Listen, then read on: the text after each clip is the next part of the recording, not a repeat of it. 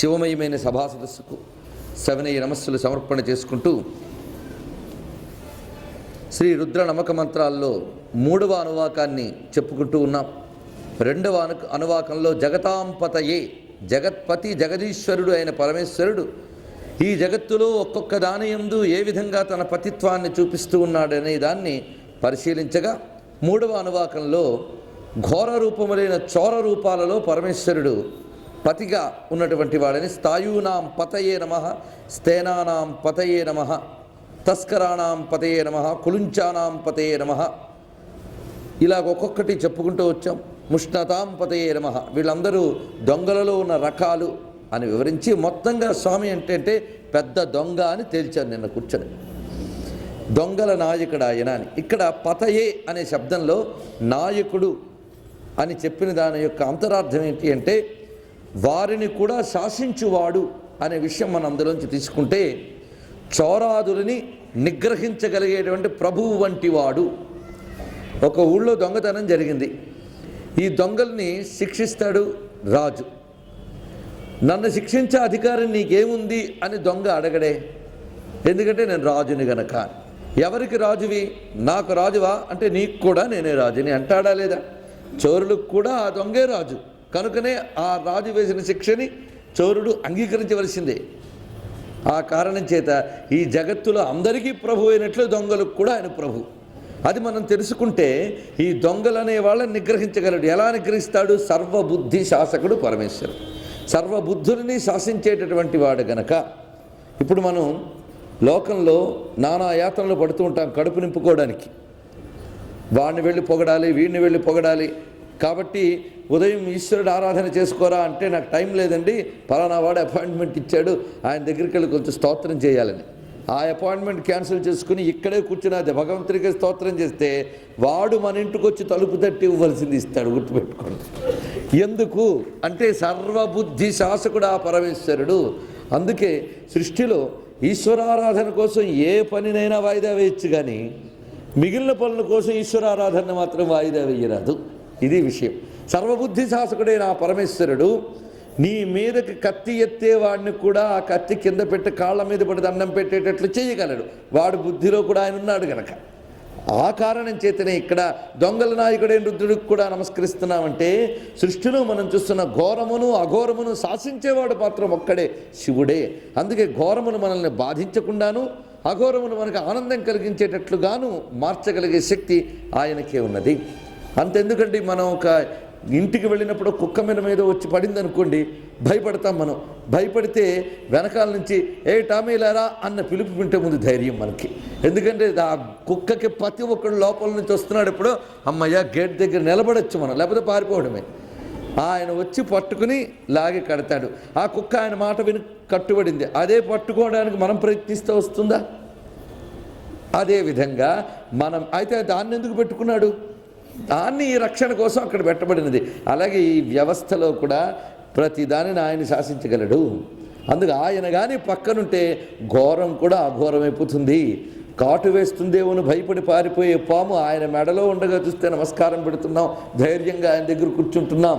అందుకు ఘోరము అఘోరము కూడా ఈశ్వరునివే అని తెలియగలిగేవాడు దేనికి భయపడడు. అది ఆ అభయం కల్పించడానికే రుద్రం మనకి పాఠం నేర్పుతున్నది ఇక్కడ. అలాంటి ఆ పరమేశ్వరుడు నిజంగా దొంగగా అనుగ్రహించమని మనం ప్రార్థించాలి. ఏ స్థాయిలోనైనా. ఇప్పుడు నేను మీకు వివరించిన స్థాయి అంతా లౌకిక ప్రయోజనాలను నెరవేర్చే స్థాయి. ఈ స్థాయిలో కూడా ఈశ్వరుణ్ణే ఉపాసించాలి. ఆధ్యాత్మికంగా మనం ఆలోచించగలిగితే అసలు పెద్ద దొంగ అని తెలుసుకుంటే దొంగ ఏం చేస్తాడు? వీలైనంత దోచుకుంటాడు. ఇంకా ఏవైనా దాచేవా అని అడిగి మరీ దోచుకుంటాడు, అవునా లేదా? అన్నీ దోచుకుని తనని మాత్రం ఎవడైతే మిగులుస్తాడో వాడే గొప్ప దొంగ అండి. ఇంకా ఏదైనా మిగిల్చాడంటే వాడు పెద్ద దొంగ కాదు. అందుకు దొంగ అంటే ఏమిటో నిన్న నిర్వచనం చెప్తూ, నీది కానిది నీ దగ్గర ఉంటే ఆయన తీసేస్తాడన్నాం. నీది కానిదంటే ఆత్మేతరము. ఆత్మేతరమైనటువంటి ఏ అజ్ఞానమంతా పేరుకుపోయి మన చుట్టూ బరువు లేపి అసలు మనమేమిటో మర్చిపోయే స్థితికి వచ్చేసిందో, అదేవిధంగా ఈ ఆత్మేతరములైన అజ్ఞానములన్నీ తొలగించి కేవలము అతడిని మాత్రమే మిగిల్చినప్పుడు అప్పుడు అతడికి తెలుస్తుంది రెండు లేదని, మిగిలింది నువ్వు ఒక్కడవే అని. ఇదే దొంగలందరినీ ఏలే దొర ఇతడు పెద్ద దొంగ, ఏమి మిగులకుండా దోచి ఇతడే మిగులు దొంగ. అది విశేషం. ఏమీ మిగలకుండా ఆయన ఒక్కడే మిగులుతాడు. ప్రళయకాలంలో కూడా అదే చేస్తున్నాడు, మొత్తం తీసేస్తాడట. ఆయన ఒక్కడు మాత్రం ఉంటాడు, శాశ్వతుడైనటువంటి వాడు. అందుకు అటువంటి దొంగ ఆ శాశ్వతత్వాన్ని ఇవ్వగలిగేవాడు ఆయన ఒక్కడే. గనుక ఆ హరుణ్ణి, ఆ చోరుణ్ణి, మహాచోరుణ్ణి మనం ఆశ్రయించుతూ ఉన్నాం. అటు తర్వాత ఆ ఘోర రూపములతో శిక్షించేటప్పుడు ఆయుధములు ప్రయోగించే వాళ్ళని వర్ణిస్తూ, ఇషుమద్భ్యో ధన్వావిభ్యశ్చవో నమః ఆతన్వానేభ్య ప్రతిదధానేభ్యశ్చవో నమః నమ ఆయచ్చద్భ్యో విసృజిభ్యశ్చవో నమః నమోస్యద్భ్యో విద్యద్భ్యశ్చవో నమః. ఈ మంత్రములు ఏం చెప్తున్నాయంటే మనకి పరమేశ్వరుడు ఆయుధాలు ప్రయోగించుతున్న తీరుని చెప్తాయి. మనం ఈ మంత్రాన్ని భావన చేస్తూ ఉంటే ఈశ్వరుని యొక్క ఒక స్వరూపం వస్తుంది. అది త్రిపురాసురాది రాక్షసుల మీద స్వామి ధనస్సు ఎక్కుపెట్టినప్పుడు ఎలా ఎక్కుపెడుతున్నాడు అనే సొగసుగా మనం దర్శించవచ్చు. ఇషుమద్భ్యో ధన్వావిభ్యశ్చవో నమః. ఇషువులు అంటే బాణములు, అవి పట్టుకున్నాడు, ధనస్సు పట్టుకున్నాడు. ఆ రెట్టి పట్టుకున్న తర్వాత ఏం చేశాడు? ఆతాన్వానేభ్య ప్రతిదధానేభ్య అంటే ఆతన్వానేభ్య అంటే ధనస్సుని అమర్చుతున్నటువంటి వాడు. ఆ ధనస్సుకి అల్లెత్రాటిని బిగిస్తున్నట్ట. ఆయన దేన్ని బిగిస్తున్నాడు మనం ఆలోచిస్తే, ఆ వాసుకి అనేటటువంటి నారిని మేరు పర్వతానికి బిగిస్తున్నటువంటి వాడు. తర్వాత ప్రతిదధానేభ్యశ్చ, ఆ ధనుస్సుకి నారిని బిగించిన తర్వాత బిగించేది బాణాన్ని సంధిస్తున్నటువంటి వారు. అటుపై ఏం చేస్తున్నాడు? ఆయచ్చద్భ్య అంటే అల్లెత్రాటిని లాగువాడు, ఆ రూపంలో ఉన్నటువంటి వారు. విసృజద్భ్య అలా లాగి బాణాన్ని విడిచిపెట్టేటటువంటి వారు. ఆ విడిచిపెట్టినటువంటి బాణం ఏదో ప్రయోగించాడండి, పాప ఆయన ప్రయత్నం ఆయన చేశాడండి, కానీ వెళ్ళాల్సిన చోటుకి వెళ్ళలేదండి అని ఉండదు ఈశ్వరుడి విషయంలో. ఎక్కడికి వెళ్ళాలో అక్కడికే వెళుతుంది లక్ష్యాన్ని. అందుకే నమోస్యద్భ్యో, లక్ష్యమును ఉద్దేశించి వెళ్ళినటువంటి బాణం అలా పయనింపజేసేటటువంటి వాడు. విద్యద్భ్యశ్చ అలా వెళ్ళినటువంటి బాణాన్ని ఆ లక్ష్యములో గుచ్చుకొని తన పని తాను చేసేటట్లు చేయించేవాడు. ఈ మొత్తం ఈ ఆర్డర్ చూడండి ఇక్కడ ఎంత చక్కగా. అల్లెత్రాటిని బిగించడం, ధనస్సుని బాణాన్ని సంధించడం, చెవి వరకు లాగడం, విడిచిపెట్టడం, అది లక్ష్యానికి వెళ్ళడం, గుచ్చుకోవడం. ఈ క్రమాలంకారం అంటారు దీన్ని. ఆ క్రమంగా జరిగిన పని ఇది. మామూలుగా ప్రయోగించినటువంటి ఒక మహాయోద్ధని వర్ణించడం మాత్రమే కాదు, ఒక కార్యానుకున్న అవస్థలన్నీ ఇలా ఉంటాయి. ఒక పని నెరవేరింది అంటే వాడు గురి తప్పడండి అంటాం. మామూలుగా లోకంలో కూడా మాట్లాడేటప్పుడు ఏదైనా ఒక పని సాధించాడంటే వాడు అనుకున్న సాధిస్తాడండి, వాడు గురి తప్పడు అన్నాం. గురి తప్పక ముందు అవస్థలు ఎన్నుంటాయి. దాన్ని ఏర్పాటు చేయడం, దానికి తగ్గట్టువన్నీ సమకూర్చుకోవడం, శక్తి ఎన్ని రకాలుగా పనిచేయాలో చూడండి. దాన్ని ముందు వంచగలిగే శక్తి ఉండాలి, సంధించగలగాలి, దాని మీద ఆ బాణాన్ని పెట్టి లాగే శక్తి ఉండాలి, లాగిన దాన్ని లక్ష్యంపై దృష్టి ఉంచాలి. ఇన్ని ఏకకాలంలో పనిచేస్తే కార్యసిద్ధి అనేది జరుగుతుంది. అలాగే ప్రతి కార్యానికి కూడా సంకల్పం నుంచి ఫలము వరకు కూడా సమర్థత అనేది పనిచేస్తూ ఉండాలి. కొందరికి పాపం సంకల్ప స్థాయిలోనే సమర్థత ఆగిపోతూ ఉంటుంది. అది చేయించండి, ఇది చేయించండి, ఇది ఎన్ని చెప్తాడో అలా వదిలేస్తే. కొందరు సంకల్ప స్థాయిలో ఆగిపోతుంది, కొందరికి ప్రారంభ స్థాయిలో ఆగిపోతుంది, కొందరికి క్రియాస్థానంలో ఆగిపోతుంది, కొందరికి ఫలస్థానంలో ఆగిపోతుంది. కానీ పరమేశ్వరుడు అలా కాదు. సంకల్ప స్థాయి మొదలు ఫలస్థాయి వరకు సర్వ సమర్థతే ఈశ్వరత్వం అంటే అది ఇక్కడ చెప్పబడుతున్నది. ఆ సంకల్పాన్నే ఆయన ఇచ్ఛాజ్ఞాన క్రియాత్మకంగా వ్యక్తం చేసి జగద్రూపంగా ఫలవంతం చేసి అనుకున్న లక్ష్యాన్ని సాధించగలడు. లక్ష్య శుద్ధి, లక్ష్య సిద్ధి అని ప్రతి కార్యానికి ఉండేటువంటి విషయం. లక్ష్య శుద్ధి అంటే క్లారిటీ అనేటువంటిది. దేన్ని సాధించాలి అనే క్లారిటీ ఉండాలి. కొందరు పాపం అలా వెళ్ళిపోతూ ఉంటుంది, గుడ్డెద్దు చేలో పడ్డట్టు. ఏ పని చేసినా అంతే, ఎందుకు చేస్తున్నాం, దీని ప్రయోజనం ఏమిటి అనే శుద్ధి, క్లారిటీ ఉండాలి. Clarity of vision. అటు తర్వాత దాన్ని సాధించగలగడం, అచీవ్మెంట్. అందుకే లక్ష్యశుద్ధి, లక్ష్యసిద్ధి. ఈ లక్ష్యశుద్ధి, లక్ష్యసిద్ధికి అనుగుణంగా ఇవన్నీ సజ్జీకృతం కావాలి. ఇది ఒక కార్యం యొక్క పూర్ణ స్వరూపం ఈ మంత్రముల్లో వివరించబడింది. అందుకే రుద్రంలో ఈ మంత్ర ప్రయోగం చేసినప్పుడు కార్యసిద్ధిని సంపూర్ణ చేయగలిగేటువంటి శక్తి దీనిలో ఉన్నది. అదేవిధంగా కొందరు యోగపరమైన వ్యాఖ్యానాన్ని కూడా దీనికి అందజేశారు. మనం ముందే చెప్పుకున్నాం, రుద్రానికి రకరకాల వ్యాఖ్యానాలు చెప్పాలంటే 1 సంవత్సరం కనీసం కావాలి. ఏవి కల్పితాలు కావు, అన్నున్నాయి ఇందులో. అది మన యొక్క బుద్ధి వైదగ్ధ్యం అనుకోవద్దు, మన బుద్ధి చమత్కారం అనుకోవద్దు. వేదం చేసిన చమత్కారం. వేదం ఒక మంత్రంలో అలా దట్టించుతుంది, అన్నింటినీ దట్టించుతుంది. నువ్వు ఏ స్థాయిలోకి వెళ్ళినా ఆ మంత్రమే. ఇహానికి కావాల్సిన అన్నం కావాలండి, ఇదే మంత్రం. కాదండి యోగంకి ఇంకేదైనా చెప్పండి, అయితే ఇదే. కాదండి ముక్తికి ఏదైనా చెప్పండి, అయితే ఇదే అంటాడు. దేనికైనా ఇదే. అందుకు ఇన్ని అర్థాలు దీంట్లోంచి రావడానికి కారణం. యోగానికి కూడా మనం ఉచ్ఛ్వాస నిశ్వాసాలని అనుసంధానించి మేరువు అనేటటువంటి ఏ వెన్నుదండ ఉన్నదో దానిని ఈ ప్రణవ సాధనతో సంధించడం, దాన్ని పరమాత్మయందు లక్ష్యాన్ని సమకూర్చడం, ఈ క్రియ అంతా ఇందులో చెప్పబడినట్లుగా యోగపరమైన వ్యాఖ్యానం ఇచ్చిన వారు ఉన్నారు. అసలు త్రిపురాసుర సంహారం, రుద్రుని యొక్క ధనస్సు, ఇవన్నీ వీటికే సంకేతం. అందుకే మేరు ధనువు. మేరువు అంటే ఏదో కాదు, మన వెన్నుదండమే మేరువు. ప్రణవ ధనువు అన్నారు, ప్రణవమే ధనుస్సు అన్నారు. ప్రణవం అంటే ఆ మేరువును అనుసంధానించి ఓంకారనాదానుసంధానం చేసినప్పుడు అది ప్రణవధనువు అయింది. అదే అందుకే ప్రణవమే పరమేశ్వరునికి ధనువు అని వివరించారు.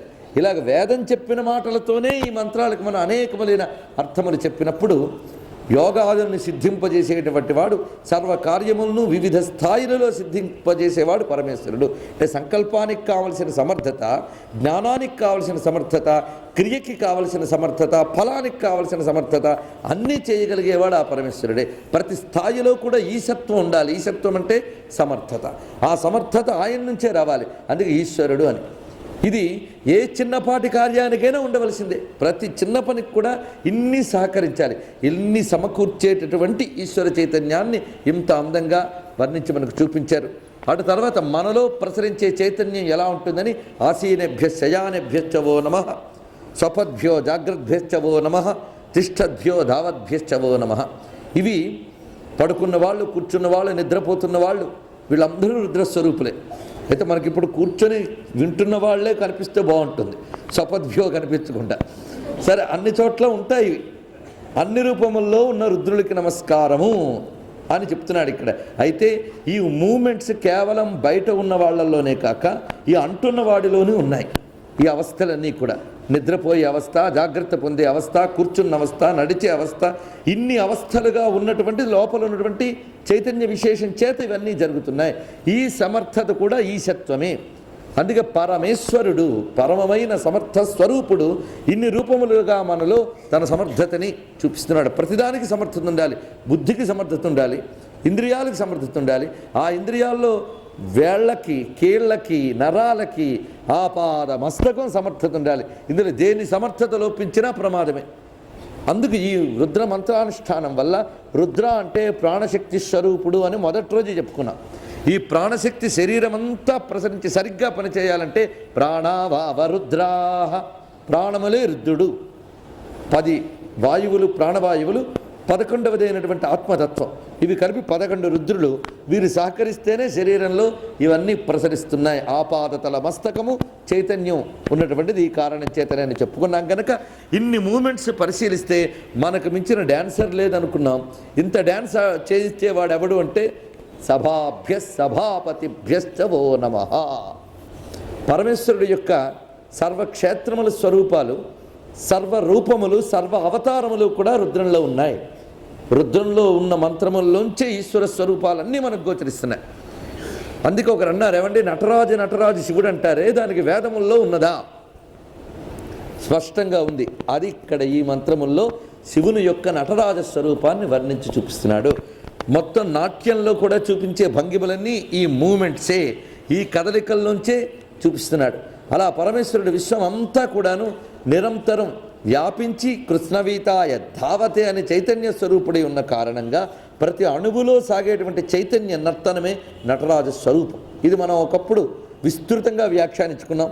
ఈ నటరాజ తత్వం గురించే పాశ్చాత్యులు ఆకర్షితులై దీనిలోనే మొత్తం కాస్మిక్ ఎనర్జీ అనేటటువంటి స్వరూపం ఆవిష్కరింపబడింది కేవలం నటరాజతత్వంలోనే పాశ్చాత్యులు చెప్తే వాళ్ళ కాస్మిక్ డ్యాన్స్ ఆఫ్ శివ అని రాయడం మొదలుపెట్టిన తర్వాత పాశ్చాత్యులందరూ కూడా భారతీయతకు సంకేతంగా నటరాజమూర్తిని ఉపయోగించడం మొదలుపెట్టారు.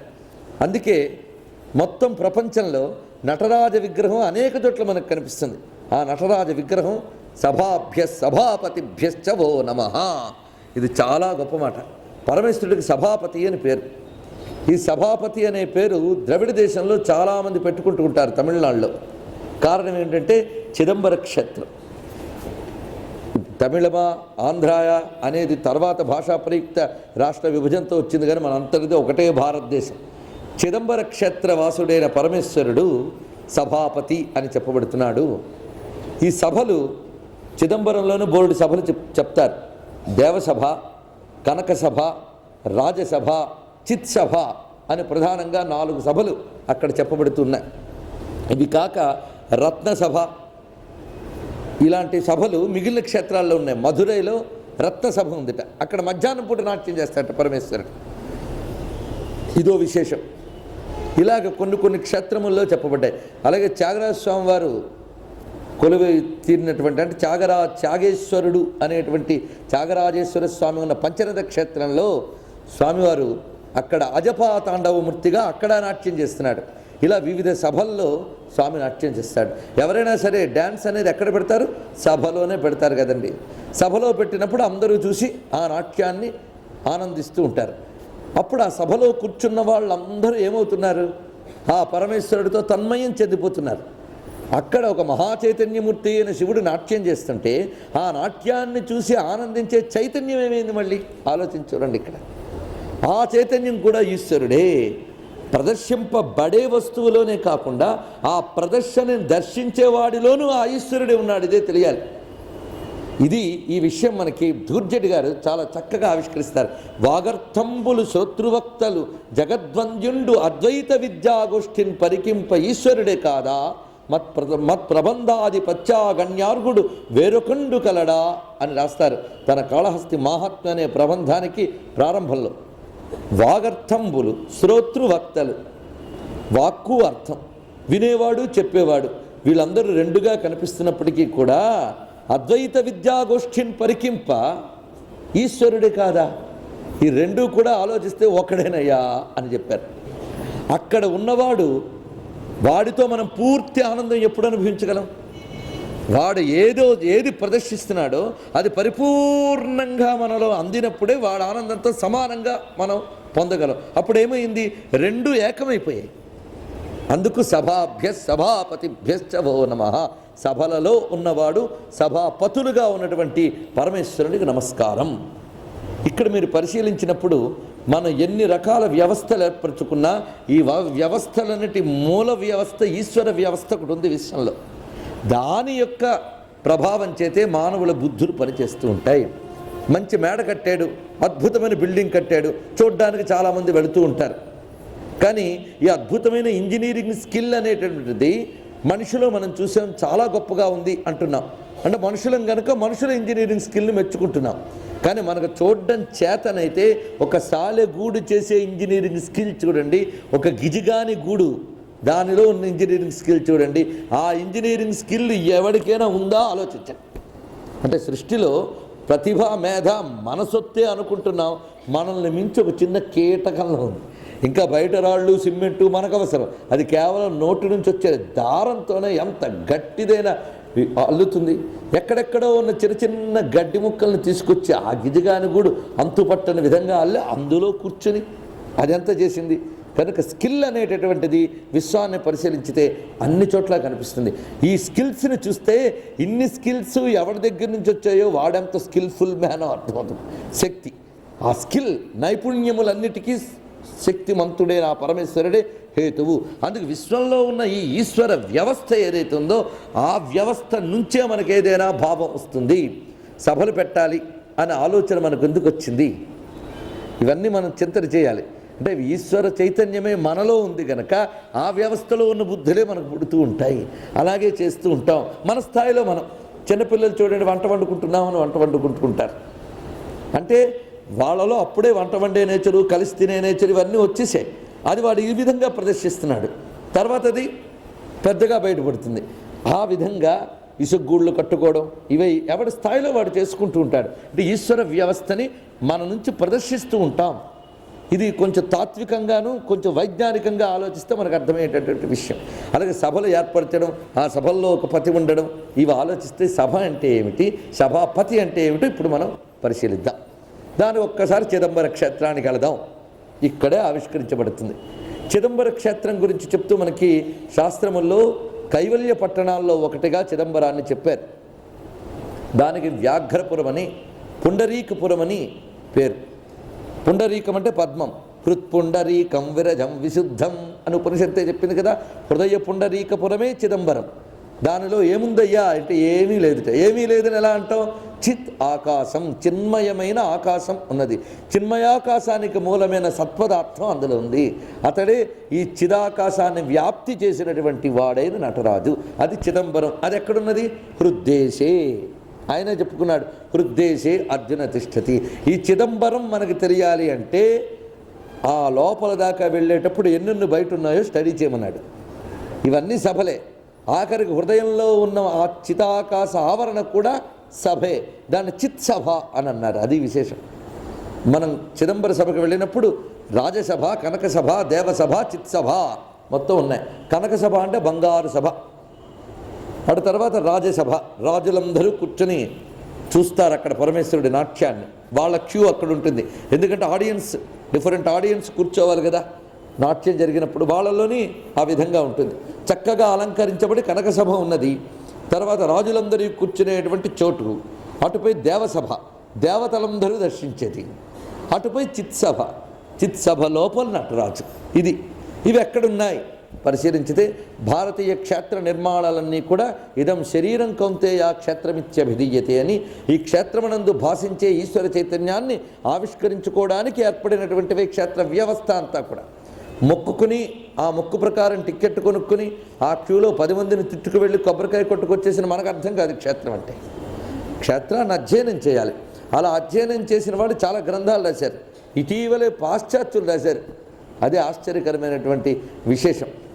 ఒక ఆయన 1000 పేజీల గ్రంథం రాశాడు చిదంబరం మీద. ఎవరు రచించారో అని చూస్తే ఒక పాశ్చాత్యుడు ఆయన.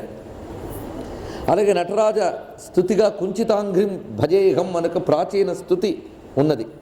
ఆ ప్రాచీన స్థితి కుంచితాంఘ్రి అంటే శివుడు పాదాన్ని ఎత్తి కొంచెం వంచుతాడు ఆ నటరాజస్వామి.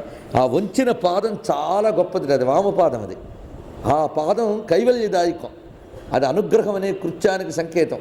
పరమేశ్వరుడు ఆ నటరాజమూర్తిగా ఉన్నప్పుడు ఆ డమరుకం సృష్టికి సంకేతమై, ఆ అభయహస్తం స్థితికి సంకేతమై, ఆ అగ్నిహస్తం సంహారానికి సంకేతమై, ఈ భూమికి ఆంచినటువంటి హస్తం తిరోధాన కృత్యానికి సంకేతమై, ఆ పైకి ఎత్తిన పాదం, భూమికి ఆంచిన పాదం తిరోధాన సంకేతమై, పైకి ఎత్తిన పాదం దాన్ని చూపే హస్తం, ఈ 2 అనుగ్రహ కృత్యానికి సంకేతమని పంచకృత్యాలు నిర్వహించే పరమేశ్వరుడే నటరాజ స్వరూపమని వ్యాఖ్యానించి చెప్పారు. అందుకే ఒక్క నటరాజమూర్తిని ధ్యానించితే పంచకృత్య నిర్వాహకుడైన పరమేశ్వరుడు పూర్ణంగా అందులో వ్యక్తమవుతున్నాడు. ఆయన ఒక అగ్నిమయమైన ఆవరణ మధ్యలో ఉంటాడు ఆ నటరాజు. దీని అర్థం ఏమిటంటే లింగమునందు ఉండేటువంటి చైతన్యం. మీరు లింగం చూస్తే ఏమీ కదలట్లే, కదలకుండానే కనిపిస్తుంది. కదలకుండా కనిపించే లింగంలో కదులుతూ ఉన్నటువంటి వాడు. అందుకే తన్నైజతి తదైజతి, అది కదలట్లేదు కదులుతోంది అని చెప్పడంలో అంతరార్థం ఉంది. ప్రతి కదలని దానిలోనూ కదిలేవాడు ఒకడున్నాడు, ప్రతి కదిలే దానిలోనూ కదలని వాడు ఒకడున్నాడు. ఇది సృష్టి గురించి మీరు ఆలోచిస్తే మీకే తెలుస్తుంది. కదులుతున్న చక్రంలో కూడా మధ్యలో కదలకుండా ఒకటి ఉంటుంది. అది కూడా కదిలిపోతే బండి నుంచి దూడు ఎప్పుడో పడిపోయేది. కనుక కదిలే దానిలో కదలకుండా ఒకటి ఉంటుంది, కదలని దానిలో కదిలేది ఒకటి ఉంటుంది. ప్రతి దానిలో కూడా ఆ కదిలేది ఉండడం వల్లనే పరిణామం అనేది కనిపిస్తూ ఉంటుంది, మార్పు అనేది కనిపిస్తూ ఉంటుంది. అందుకే పరమేశ్వరుడు 2 చైతన్యాలు, స్థాణువు ఆయనే, చైతన్య రూపుడై చలించేది ఆయనే. అందుకే కృష్ణవీతాయ ధావతే సత్వనాంపతే నమః అని చెప్పుకున్న దాని అర్థం. ఆ మూమెంట్ ఏదుందో ఆ చైతన్యాన్నే నటరాజుగా చెప్పారు. ఇక్కడ మనం పరిశీలించినప్పుడు కనక సభ, కనకం అంటే బంగారం అని అర్థం. సువర్ణము అంటే శుద్ధి చేయబడినటువంటి పవిత్రమైనటువంటి బంగారం ఏదుందో అది. మన శరీరమే కనకసభ కావాలి, రాజసభ కావాలి, దేవసభ అయితే అప్పుడు చిత్సభేశుడు కనిపిస్తాడు మనకి. అది విశేషం. అది ఎలా కావాలంటే సువర్ణం తయారు చేయడానికి ఏం చేస్తాం మనం? ముందు దాని పేరు కనకం కాదు, అది దాన్ని తీసుకొచ్చి మనం పుటపాకం చేస్తాం. పుటం పెట్టారంటారు. ఈ పుటం పెట్టి దాన్ని కాల్చగా అది శుద్ధమవుతుంది. శుద్ధమైన తర్వాత దాని నుంచి ప్రకాశం వస్తుంది. దాన్ని కనత్ అంటారు, ప్రకాశం. ఈ ప్రకాశం వచ్చిన తర్వాత దాని పేరు కనకాయన. కనుక కనక సభ అంటే శుద్ధమైనటువంటి దేహమే కనక సభ. దేనితో శుద్ధమైంది? ఈశ్వర భావనతో, ఈశ్వర చింతనతో మనం శుద్ధి చేసుకున్నాం. మహాన్యాసం ఇవన్నీ శరీర శుద్ధ్యర్థం అని అంటాడు. ఎప్పుడు శుభ్రంగా తలస్నానం చేసి వచ్చి కూర్చున్నాక పక్కనున్న పురోహితుడు శరీర శుద్ధ్యర్థం ఆత్మశుద్ధ్యర్థం మహాన్యాసపారాయణ అహంకరిస్తే, ఇప్పుడే స్నానం చేసి వచ్చానండి మళ్ళీ శరీర శుద్ధ్యర్థం అంటారా అని అంటావా? అయ్యా, అది కేవలం బాహ్యమల్లాన్ని పోగొట్టింది. ఈ త్వగస్థిగతంగా పేరుకుపోయిన పాపాలు ఎన్నున్నాయో అవన్నీ శుద్ధి చేయడం, అది కనక సభ అయింది. కనక సభ అయితే అప్పుడు మనకు అర్థమవుతుంది ఏమిటి అంటే, ఓహో దీని నిండా చైతన్యమే ప్రకాశించుతూ ఉన్నది. ఈ ఇంద్రియాలు జడంగా ఉన్నాయి.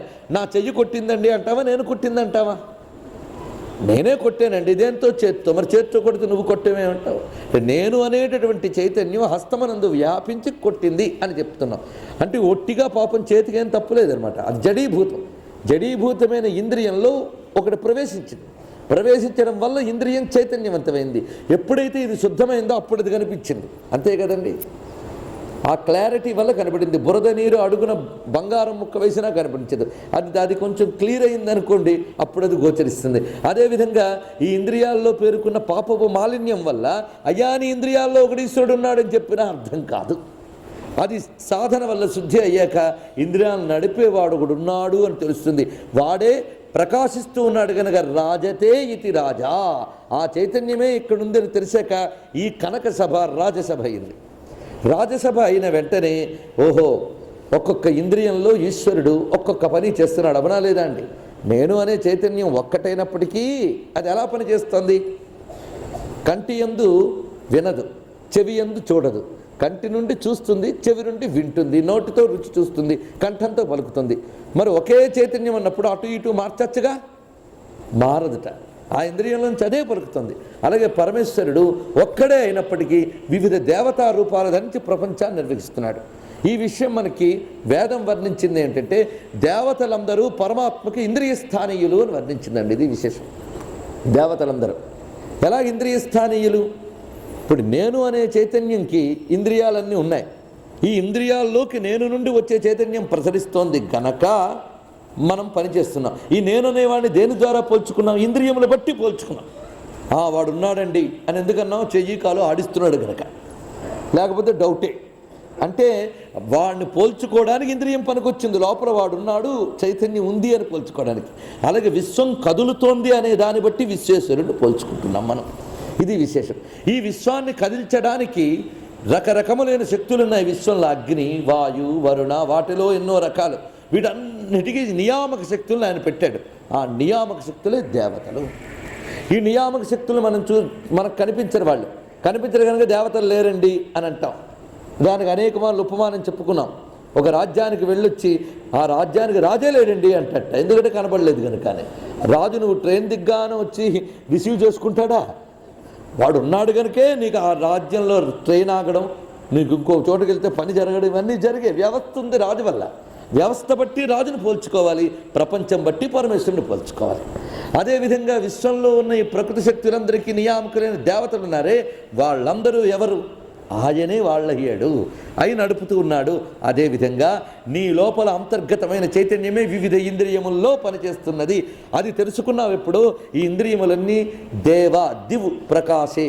అది కూడా ప్రకాశ లక్షణాన్ని తెలియజేసేదే. క్రీడతి ఆడుకొనుట. ప్రతి చైతన్యం వచ్చి దాని చోట్లో అది ఆటలా కదిలితేనే కదండి దాని పని దానికి జరుగుతుంది.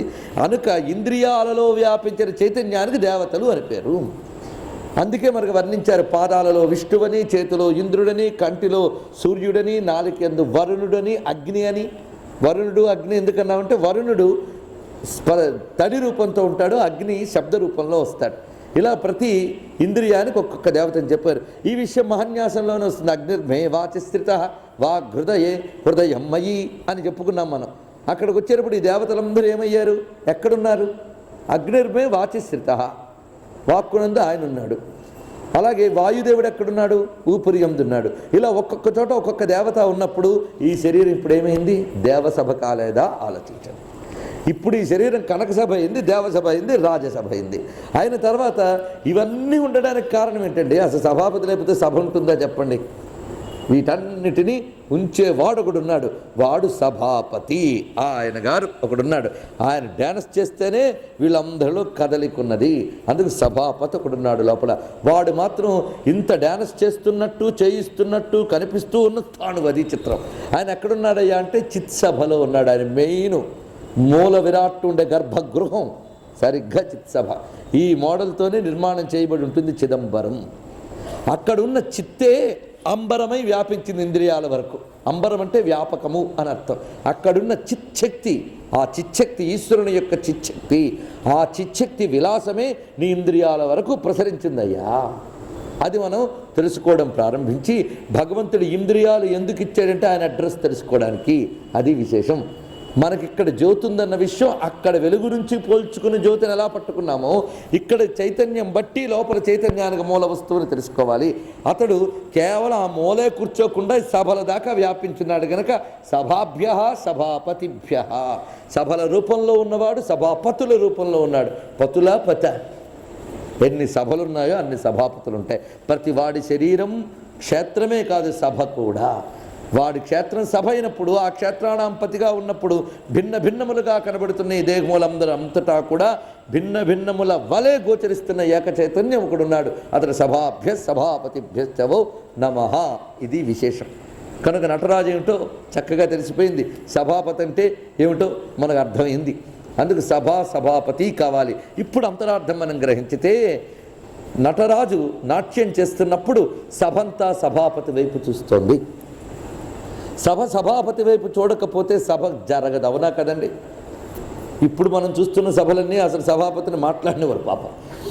వాడి పేరుకు మాత్రం మాట్లాడేవాడు తెలుసు కదా, కానీ వాడిని మాట్లాడినివ్వరు. వీళ్ళ మాట ఒకడికి విననివ్వరు. ఎందుకంటే వాళ్ళకి అలవాటు ఏమిటి? వాడిని కొట్టి వీడిని కొట్టి, వాడి తల కొట్టి వీడి తల కొట్టి అక్కడికి వచ్చారు వాళ్ళు. అందుకే వాళ్ళు కొట్టుకోవడమే స్వభావం, పని జరగడానికి అక్కడికి రాలేదు. కనుక సభలన్నీ కొట్టుకోవడానికే పరిమితమైపోయాయి. సౌమనస్యం లేకుండా అయిపోతున్నాయి సభలన్నీ కూడా. కనుక సభకి సభాపతికి సంబంధం లేకుండా పోయింది. అంటే సభాపతి అంటే కోఆర్డినేటర్. ఈ సభ అంతటిని కోఆర్డినేట్ చేసి ఏకీకృతం చేసేవాడు సభాపతి. అలా ఉండవలసిన సభాపతి ఆ పని చేయకపోతే సభంతా అల్లకల్లోలమై ఏ తీర్మానం కూడా అమలు కాదండి. అందుకు మనకి మన డబ్బు విపరీతంగా కోట్ల కొలది ఖర్చు అయ్యేటువంటి అనవసరపు సభలు మనం చూస్తూనే ఉన్నాం. ఆ సభలు ప్రారంభమయ్యాయి అంటే పేపర్లు టీవీలు మొదలు పెడతాయి కెమెరాలు పట్టుకుని. కానీ ఆ సభల వల్ల ఏం ప్రయోజనం ఉండదు. మొత్తం ప్రజాద్రవ్యం ఎన్ని కోట్లు వ్యర్థమవుతున్నాయో తెలుసుకోవడానికి తప్ప. అలాంటి సభలు నిర్వహించకుండా యోగ్యమైన సభలు నిర్వహించాలి అంటే ఈ మంత్రాన్ని స్మరిస్తే చాలు. సభాభ్య సభాపతిభ్యశ్చవో నమః. అది కూడా దీనికి కూడా మనం అన్వయించుకోవచ్చు. ఇప్పుడు చెప్పింది అర్థమేంటుంది చాలామందికి. మన రాజ్యాన్ని పాలించడానికి సభలు ఉన్నాయిగా, ఈ సభలన్నీ కూడా సమన్వయంతో నడవాలి అంటే అనుగ్రహ స్వరూపుడైన ఆ సభాపతిని మనం కొలుచుకోవలసిందే. సభ అంటే అందరూ అసెంబుల్ అయ్యే చోటుని సభ అని అంటారు. ఇంద్రియములన్నీ ఎక్కడ అసెంబుల్ అయ్యాయో ఆ దేహమే సభ. వీటన్నిటి కోఆర్డినేట్ చేసి ఈ వ్యవస్థ నడుపుతున్న వాడెవడో అతడు సభాపతి. చాలా సులభంగా అర్థమైనట్టే అనిపిస్తోంది మనకి. ఇలా ఉన్నటువంటి ఆ సభాపతిని మనం పరిశీలించినప్పుడు సభలో సభాపతి సభ్యులు ఎలా ఉంటారు ఇక్కడ ముందు తెలుసుకోండి. కొన్ని శబ్దాలు. సభ్యులు, సభలో ఉన్నవాళ్ళు సభ్యులు, ఇవన్నీ కూడాను వైదిక శబ్దాలు. ఈ మాటలు చెప్తే ఇంకా రేపు పొద్దున అవన్నీ తీసేయమంటారేమో. ఎందుకంటే అమ్మో అవతల విఘ్న మతం వాళ్ళు ఏమైనా అనుకోవచ్చు. వైదిక మతం అంటే హిందూ మతం. హిందూ మత శబ్దాలు అండి, వేదాల్లో ఉన్నట్టు వద్దంతు. సభ, వేదిక, యజమాని, అధ్యక్షుడు, సభాపతి ఇవన్నీ వేదంలో చెప్పబడ్డ శబ్దములు. యజ్ఞముల్లో వాడే శబ్దాలు ఇవన్నీ కూడా. యజ్ఞముల్లో బ్రహ్మసభ దేవసభ అని ఉంటుంది. దేవతలందరూ కూర్చునే చోటు ఏదైతే ఉంటుందో వారి కోసం ఏర్పాటు చేసిన వ్యవస్థని దేవసభ అంటారు. మహర్షులు ఋషులు వైదికమైన కార్యం చేసేటువంటి వారందరూ కూర్చునేదాన్ని బ్రహ్మసభ అని అంటారు. మధ్యలో అగ్నిని పెట్టేటువంటి చోటుని వేదిక, అది మెయిన్, అది అందుకు వేదిక అని అంటారు. యజ్ఞమంతా ఎవడు చేస్తున్నాడు ఆయన యజమాని అంటారు. ఈ మొత్తాన్ని ఎవడు సూపర్విజన్ చేస్తున్నాడు మన అధ్యక్షుడు. ఇవే శబ్దాలు మనం ఈ దేశంలో ఉన్న వాళ్ళం కనుక ఈ దేశంలో అన్ని సభలకి వాడుకుంటూ ఉన్నాం, అది విశేషం. అలాగా సభలో సభాపతి సభ్యులు ఎలా కూర్చుంటారు? మంచి యోగ్యత కలిగినటువంటి వారు, అంటే సభల్లో కూర్చోవాలి అంటే దానికి తగ్గ యోగ్యత ఉన్నవాడు ఉండాలి, అది విశేషం. ఒక యజ్ఞం జరిగితే ఎన్ని రకాల వారు కూర్చుంటారో తెలుసా? ఋగ్వేద పండితులు, యజుర్వేద పండితులు, సామవేద పండితులు, అధర్వణ పండితులు ఒకవైపు, పురాణవేత్తలు ఒకవైపు, జ్యోతిషవేత్తలు ఒకవైపు. అంటే ఒకప్పుడు యజ్ఞ వ్యవస్థ ఎలా ఉండేదో కూడా మనకి తెలియని రోజులు వచ్చాయండి. అగ్నిహోత్రాలు అంతరించిపోయాయి. వాటి వ్యవస్థ తెలిస్తే, వాటి గొప్పతనం తెలిస్తే అయ్యో ఎంత పోగొట్టుకున్నామో అని రోజుకో గంటైనా ఏడిస్తే అప్పుడు బాగుపడతాం మనం. ఎన్ని పోగొట్టుకున్నామో మనం, అది విశేషం. తెలియట్లేదు మనకి, పోగొట్టుకున్న వాటి విలువ తెలియట్లేదు. ఉంటే తెలుస్తుంది విలువ. అన్ని పోగొట్టుకున్నాం. ఒక యజ్ఞం జరిగేటప్పుడు ఇన్ని రకాలు ఉంటారు. ఇంతమంది పండితులందరూ వచ్చి కూర్చుంటారు కనుక సభల్లో కూర్చోవడానికి యోగ్యుల్ని సభ్యులు అని అంటారు, అది విశేషం. అందుకే సభ్యులందరికీ నమస్కారం అనాలి, సభికులు అనకూడదు, ఇది విశేషం. అదొక అసెంబ్లీ అండి. సభికులు అంటే జోదరులు అని అర్థం. కొంతమంది కొత్త పదం అందరూ సభ్యులు అంటున్నారు, మనం ఏదైనా కొత్తగా అందరూ సభికులు అంటుంటారు, అంటే అందరినీ కలిపి తిట్టినట్టు అర్థం దాన్ని. సభికులు అంటే జోదరులు, వాళ్ళు అసెంబ్లీ అయ్యారు. పాపం ఒక్కడే మాడతాడు చెప్పండి. అవి దుష్ట సభలు. అవి దుష్ట సభలు జరుగుతుంటాయి. ఎవరి తల ఎలా తీద్దామో అని వ్యూహం చేయడానికి కొందరు అసెంబ్లీ అవుతారు. అవి ఘోర సభలు, ఇవి అఘోర సభలు. ఈ ఘోర సభల వాళ్ళకి వాళ్ళ టెక్నిక్, వాళ్ళ వ్యూహం వాళ్ళకి ఉంది, ఉండనియండి పాపం. కానీ ఆ ఘోర సభల యొక్క ప్రభావం మన మీద పడకూడదని దండం పెడదాం. ఇప్పుడు ఆ ఘోర సభలే పాపం పాలనా వ్యవస్థలో కూడా దాక్కున్నాయి. వాటిలోంచి ఘోరత్వం పోగొట్టి వాటిని అఘోరంగా మార్చమని మనం ఇక్కడ కూర్చుని ఆ ప్రభువుని ప్రార్థిద్దాం, పరమేశ్వరుణ్ణి. సభాపతిభ్యశ్చవో నమః అని. ఇందులో సభాపతి కోఆర్డినేషన్ ఎలా ఉండాలో చూడండి. ఇక్కడ ఒక సభ జరుగుతుంటే సభాపతి ఉంటే సభ్యులందరూ వెనక్కి తిరిగి కూర్చున్నారు అనుకోండి, ఇంకా సభాపతి ఏం చేస్తాడండి? ఏమీ చేయలేడు. దానితోటే సభాపతి మీద సభ్యులకి అంత గౌరవం ఉందో అర్థమైపోతుంది. అవునా లేదా? డోంట్ కేర్ అనేది. అందుకోసం అలా కాకుండా సభ్యులందరూ ఏకాగ్రంగా చూస్తుంటే సభాపతిలో మరింత ఉత్సాహం వస్తుంది. ఇక్కడ సభాపతి అనే మహా డాన్సర్ ఉన్నాడే, ఆయన తన యొక్క సమస్తములైన ఆనందకరమైన సర్వశక్తులను ఎప్పుడు చూపించగలడు? ఆ చూసి ఎంజాయ్ చేసేవాడు అంటే చూపిస్తాడు. ఎంజాయ్ చేసేవాడే లేనప్పుడు ఇంకేం చేస్తామండి? ఇప్పుడు ఇందులో గొప్ప అర్థం ఉంది చెప్పడానికి. ఆయన కూర్చున్నాడు పాప సభాపతిగా. కూర్చుంటే ఇందులో ఒక్క ముక్క కూడా అర్థం కాని వాడు ఎదురుగా ఉంటే వాడు వలవలా ఏడ్చి దిగిపోవలసిందే. అరసికేషు కవిత్వ నివేదనం శిరసి మాలిక మాలిక మాలిక అని కాళిదాసు గారు అన్నట్టు, ఎంత చెప్పినా అర్థం చేసుకొని వాడు ముందు కూర్చుని గొప్ప కవిత్వం చెప్తే అబ్బా అంత రక్తి కట్టలేదండి వాడు అనగానే ఇటు వినేడుతో పడిపోవాల్సిందే. అవునా లేదా? అందుకు సభ్యులు ఎలా ఉండాలి? ఆ ఏది దర్శిస్తున్నారో ప్రదర్శన, ఆ ప్రదర్శన మీద పూర్తి ఏకాగ్ర దృష్టితో చూస్తూ ఆ చూస్తున్నప్పుడు పొందే ఆనందాన్ని వ్యక్తీకరిస్తూ ఉంటే ఆ లోపల సభాపతి మరింతగా తన నుంచి ఎక్స్ప్రెషన్ ఇస్తాడు. ఎందుకంటే వాడు రిసీవ్ చేసుకుంటున్నాడంటే ఇంకా ఇస్తాడు ఆయన. అవతల వాళ్ళు పొందుతున్నారంటే తన నుంచి ఇంకా వెలుకొస్తుంది. అందుకే ఆ పరమేశ్వరుని అంతర్గతమైన ఈశ్వర చైతన్యం ఒకటి ఉందని సభ్యులు గుర్తించాలండి. సభ్యులు గుర్తించకపోతే వచ్చిన ప్రమాదం ఏంటంటే పూర్తిగా సభాపతిని ఎంజాయ్ చేయలేరు. అందుకే ఇంద్రియములు ఆయనకు వెనక్కి తిరిగి ప్రపంచం వైపు చూడకుండా ఆయన వైపు తిరగాలి. ఆ లోపల డ్యాన్స్ చేసేవాడి వైపు తిరిగి, ఆహా స్వామి ఇంత నర్తన చేస్తున్నావా నువ్వు, నీ వల్లనే సాగుతోందయ్యా ఈ జగత్తంతా, ఆహా అని ఆయన వైపే ఏకాగ్రంగా దృష్టి నిలిపి ఆ డాన్సర్ నాట్యం చేస్తే ఇదేం చూసో ఇంకా చూపిస్తానంటాడు ఆయన. విశ్వమంతా నేను ఏ విధంగా నర్తన చేస్తున్నానో అదంతా నీకు ఇక్కడే చూపిస్తాను అంటాడు. అవునా లేదా అండి? ఒక్క డాన్సర్ని చూడండి, వాడు ఎప్పుడో జరిగిన కథలో అన్ని పాత్రల్ని తన యందే జరిగిన మొత్తం కాల విశేషాన్ని, స్థల విశేషాన్ని, పాత్ర విశేషాన్ని తనలోనే చూపిస్తాడు. వర్షం పడుతోంది అంటే అభినయంతోనే చూపించగలడు, ఆయనకి ఏం అక్కర్లేదు. అలాగే ఆ సమయంలో యుద్ధం జరుగుతుందంటే ఒక్కడే తనలో అన్నీ చూపించగలడు. అక్కడు ఎలా నటకుడు వేదిక మీద మొత్తాన్ని చూపిస్తున్నాడో అలాగే విశ్వనటకుడైనటువంటి ఆ నటరాజు మనలోని సర్వమును చూపించగలడు. అప్పుడు మనకు అర్థమవుతుంది విశ్వమంతా పరమేశ్వరమయమని. దానికి ఏం చేయాలి? సభ్యులు సభాపతి వైపే ఏకంగా ఏకోన్ముఖులై దర్శిస్తూ ఆనందాన్ని అనుభవించగలగాలి. అంటే అంతర్ముఖములైనటువంటి ఇంద్రియములే సభ్యులు, అంతర్గతుడైనటువంటి పరమాత్మయే సభాపతి. ఇది విషయం. అందుకే నమ సభాపతిభ్యశ్చ వో నమః. ఆ సభాపతి యొక్క చైతన్యమే నీ ఇంద్రియాల్లో వ్యాపించింది కనుక అశ్వేభ్యో అశ్వపతిభ్యశ్చ వో నమః అని పూర్తి చేశాడు. ఇక్కడ సాధారణంగా దీనికి మనం గుర్రాల రూపంలో ఉన్న పరమేశ్వరుడు, గుర్రముల పతి అయిన పరమేశ్వరుడు అని అర్థం చెప్పుకోవచ్చు, తప్పేం లేదు. గుర్రముల పతులు గొప్పవారు, ఎందుకంటే గుర్రాన్ని కంట్రోల్ చేశారు కనుక. అంటే వాళ్ళు గొప్పవాళ్ళు అయితే ఏమైంది, గుర్రాలు కూడా గొప్పగా ఉండాలి. ఎంత గొప్ప పతి అయితే అంత గొప్ప గుర్రాన్ని ఎంచుకుంటాడు.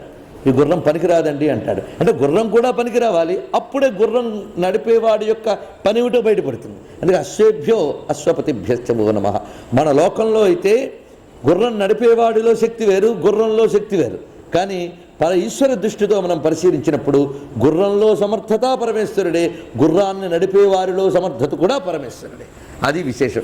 ఇదేమిటయ్యా అంటే అశ్వములు అంటే ఇంద్రియములు. ఎందువల్ల ఈ పేరు వచ్చిందంటే అసు వ్యాప్తౌ అనే ధాతువు నుంచి అశ్వ అని వచ్చింది. వ్యాపక లక్షణం కలిగినవి అని అశ్వ శబ్దానికి. కిరణాలకి అశ్వములు అంటారని మనం ముందే చెప్పుకున్నాం. కిరణములు ఎందుకంటే వాటి వ్యాపించి పరిగెడతాయి, మహావేగంతో వెళతాయి. వ్యాపకమే వేగం. ఇక్కడ వచ్చిన వెలుగు క్షణంలో అక్కడికి వెళుతుందంటే ఎంత మహావేగంగా వెళుతుంది. అందుకు కాంతి కిరణములకు అశ్వము అని స్వతసిద్ధమైన నామం.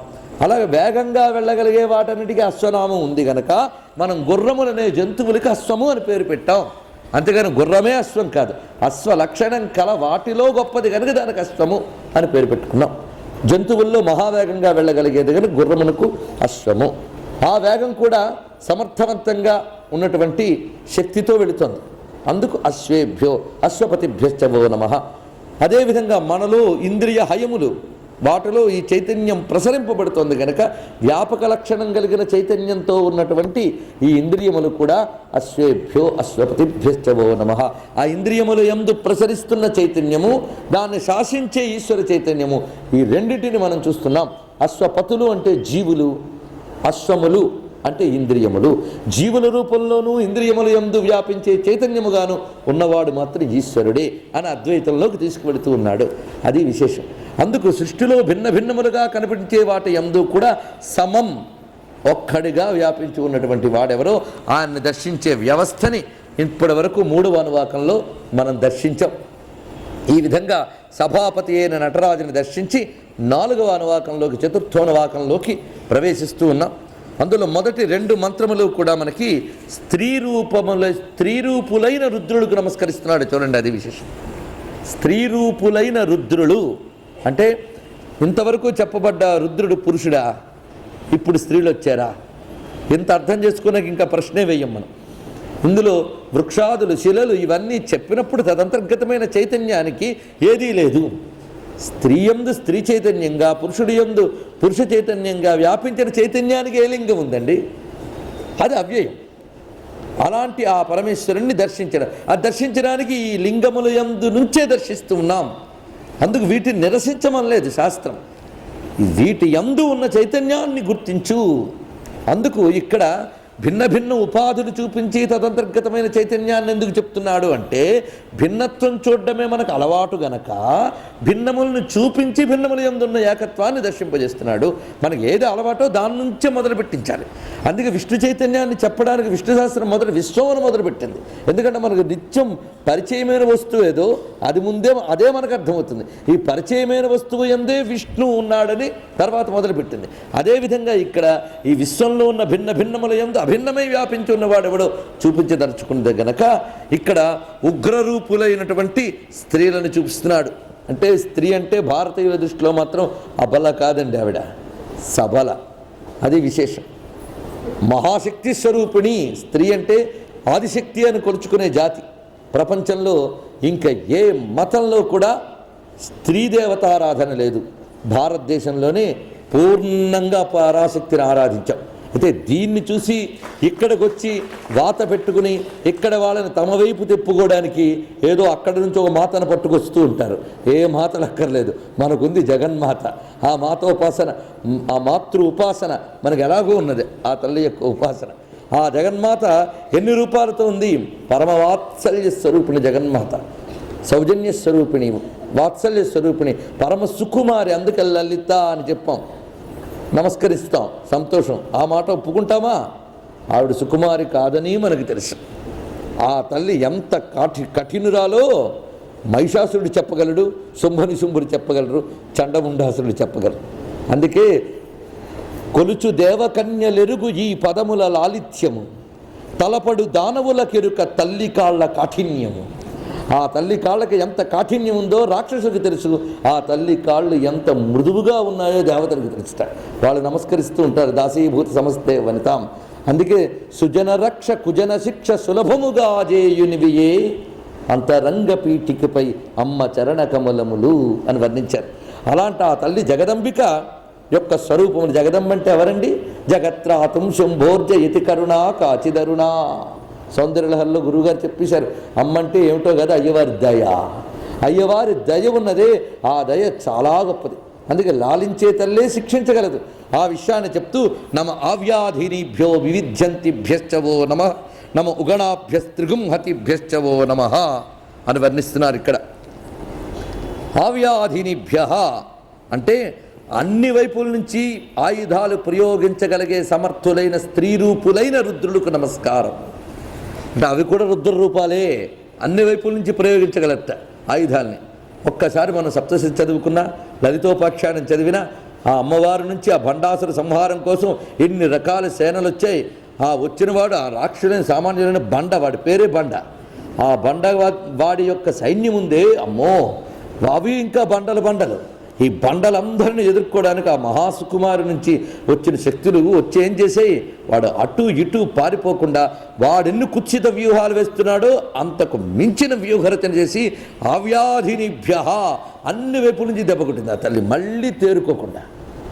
అలాగ ఎందరు రాక్షసులను ఎన్ని విధాలుగా ఆ అమ్మ సంహరించిందో మనకి చదువుతుంటే ఆశ్చర్యపోతాం. దేవతలను సైతం గడగడలాడించేటువంటి ఆ కోట్ల రాక్షస సైన్యాల్ని అమ్మవారి సేనలు ఆవ్యాధినిభ్య వివిధ్యంతిభ్యశ్చ, ఆ సప్తశతిలో చెప్పబడ్డ స్వరూపములన్నీ ఇక్కడ ఆవిష్కరింపబడుతున్నాయి. దీనివల్ల మనకు అర్థమవుతున్నది ఏమిటంటే, దేవీ భాగవతం, దేవీ మాహాత్మ్యం, ఇవి అన్నిట్లోనూ ఏది వ్యాపించి ఉందో అదే రుద్రంలో ఉన్నది. విష్ణు సహస్రంలో ఏది చెప్పబడిందో అది ఇందులోనే చెప్పబడింది. క్రోధకృత్కర్త విశ్వబాహుర్మధీధర, కామః ఎన్ని విశేషాలు. ఎందుకు రెండు చెప్తున్నాడు? ఆ రెండే ఇక్కడ చెప్పబడుతున్నాయి, ఘోర రూపములే.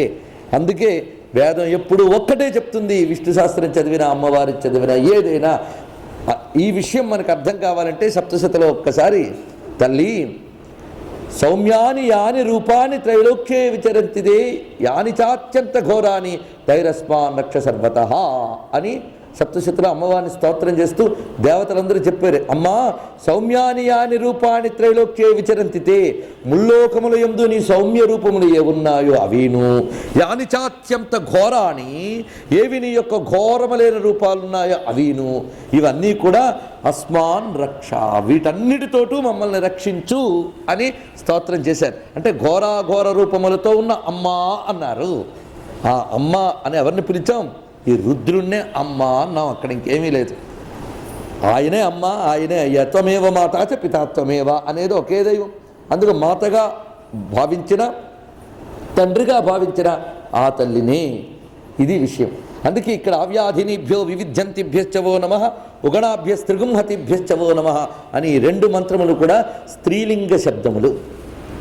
ఆవ్యాధినిభ్య అన్ని వైపుల నుంచి అటాక్ చేసుకొట్టగలిగే వాళ్ళు ఎవరో వాళ్ళు ఆవ్యాధినిభ్య. ఆసమంతాత్ అని అర్థం. ఆ అంటే ఆ సంపూర్ణవాచకం. వ్యాధినిభ్య అంటే వ్యధ చేసేవాళ్ళు. వ్యాధినిభ్య అంటే వ్యథ పడేటట్లుగా చేసేవాళ్ళు అని. అయితే అన్ని వైపుల నుంచి కొడుతున్నారు అని మాత్రమే కాదు, వివిధ్యంతిభ్యశ్చ రకరకాలుగా కొడుతున్నట్ట. అది విశేషం. అన్ని వైపుల నుంచి కొట్టడం ఒకటండి, అనేక రకాలుగా కొట్టడం ఒకటి. కత్తితో కొట్టడం, దుడ్డుకర్రతో కొట్టడం, కొరడతో కొట్టడం, లాగిపెట్టు కొట్టడం, ఎన్ని కొట్టుళ్ళు ఉన్నాయో అవన్నీ వాళ్ళకి తెలుసు.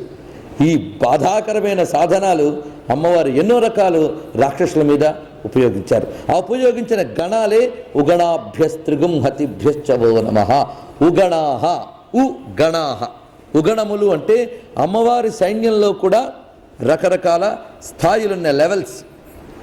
ముందు ఉండే సైన్యములు, ఆ తర్వాత మళ్ళీ సైన్యములు, ఇలాగా చెప్పబడుతూ అంటే సమర్థత అనుసరించి సేనల్ని విభజిస్తారు. అంటే అమ్మవారిలో సమర్థమైన సైన్యాలు, అసమర్థ సైన్యాలు ఉంటాయా? కాదు. అసమర్థులు తక్కువ వాళ్ళు ఉన్నప్పుడు వాళ్ళని కొట్టడానికి ఒక లెవెల్, కొంచెం గట్టివాడిని కొట్టడానికి మరో లెవెల్, అలా ఎక్స్ప్రెస్ చేస్తుంది అమ్మవారు. అలా వచ్చినటువంటి సేనలు చాలా ఉంటాయి. వాటిని ఉగణాభ్యస్త్రిగుంహతిభ్యశ్చవో నమః అన్నారు. ఉత్కృష్ట గణములు ఉగణములు అని చెప్పబడేవి. అలా త్రిగుంహతిభ్యశ్చ అంటే ఉగ్రగణములు అని వర్ణించేవి. ఉత్కృష్ట గణములు ఉగ్రగణములు అంటే మనం దేవతలను ఉపాసించేటప్పుడు ఉగ్రస్వరూపాలని, కృత్యలు మొదలైన వాటిని మనం ఉపాసిస్తాం. ప్రత్యంగిర మొదలైన కృత్యలు ఉన్నాయి. వీళ్ళందరూ త్రిగుంహతిభ్యశ్చ అనే దానికి వస్తారు. ఇవి శ్రీ విద్యలో చెప్పబడ్డ స్వరూపములు కూడా. ప్రత్యంగిర కృత్యలు చాలా చెప్పబడుతున్నాయి. ఈ ప్రత్యంగిర మొదలైనవి శ్రీ విద్యోపాసకుడిని కాపాడేటువంటి త్రిగుం